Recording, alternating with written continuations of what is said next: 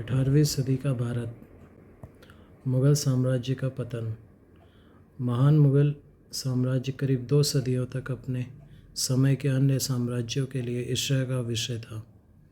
18वीं शताब्दी के पूर्वार्ध के दौरान मुग़ल साम्राज्य का पतन और विघटन हो गया।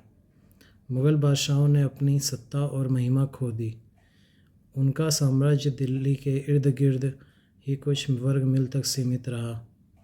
अंत में 1803 में दिल्ली पर भी ब्रिटिश फ़ौज का कब्जा हो गया तथा प्रतापी मुग़ल बादशाह एक विदेशी ताकत का पेशवा नाख्ता होकर रह गया।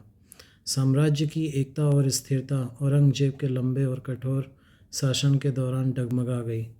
फिर भी उसकी अनेक नुकसानदेह नीतियों के बावजूद 1707 में उसकी मौत के समय मुग़ल प्रशासन काफ़ी कुशल और मुग़ल फ़ौज काफ़ी ताकतवर थी।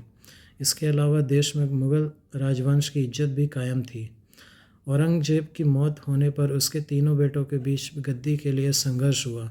इस संघर्ष में 65 वर्षीय बहादुर शाह विजयी रहा। यह विद्वान, आत्मगौरव से परिपूर्ण और योग्य था। उसने समझौते और मेल मिलाप की नीति अपनाई। इस बात के सबूत मिलते हैं कि औरंगजेब द्वारा अपनाई गई संकीर्णवादी नीतियों और कदमों में से कुछ को उसने बदल दिया। उसने हिंदू सरदारों और राजाओं के प्रति अधिक सहिष्णुतापूर्ण रुख अपनाया। उसके शासनकाल में मंदिरों को नष्ट नहीं किया गया। आरंभ में उसने आमेर और मारवाड़, जोधपुर के राजपूत राज्यों पर पहले से अधिक नियंत्रण रखने की कोशिश की। इस उद्देश्य से उसने आमेर की गद्दी पर जयसिंह को हटाकर उसके छोटे भाई विजय सिंह को बिठाने की और मारवाड़ के राजा अजीत सिंह को मुग़ल सत्ता की अधीनता स्वीकार करने के लिए मजबूर करने की कोशिश की। उसने आमेर और जोधपुर शहरों में फौजी डेरा जमाने की कोशिश की, किंतु इसका कड़ा विरोध हुआ। शायद इसी वजह से उसे अपनी गलत कार्रवाइयों का एहसास हुआ। उसने दोनों राज्यों से तुरंत ही समझौता कर लिया।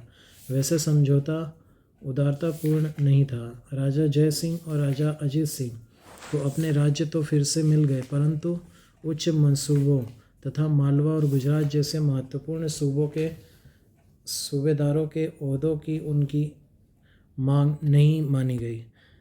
मराठा सरदारों के प्रति उसकी नीति ऊपरी तौर पर ही मेल मिलाप की थी। उसने उन्हें दक्कन की सरदेशमुखी वसूलने का अधिकार दे दिया, मगर चौथ का अधिकार नहीं दिया। इससे वह पूरी तरह संतुष्ट नहीं थे। बहादुर शाह ने साहू को मराठों का विधिवत राजा नहीं माना। इस प्रकार उसने मराठा राज्य के ऊपर आधिपत्य के लिए ताराबाई और साहू को आपस में लड़ने के लिए छोड़ दिया। नतीजा यह